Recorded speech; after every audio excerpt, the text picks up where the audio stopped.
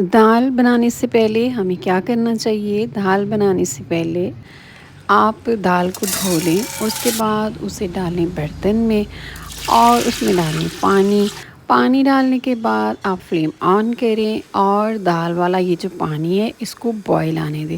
جب اس میں ایک بوائل آ جائے تب آپ نے کیا کرنا ہے، آپ ایک برتن لیں اور اس کے اوپر چھلنی رکھیں اور اس کے اندر جو ابلا ہوا پانی ہے نا، آپ نے وہ سارا پانی نکال لینا ہے۔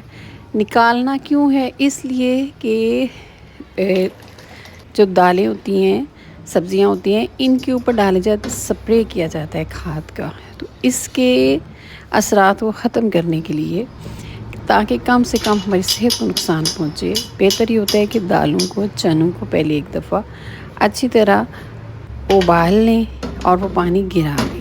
یہ پانی گرانے کے بعد آپ جو دال ہے اس پہ دوبارہ پانی ڈالیں اور جو چیزیں آپ نے اس میں ڈالنی ہے وہ ڈالیں اور اب اس کو ہم پکائیں گے۔ اپنا خیال رکھیے گا۔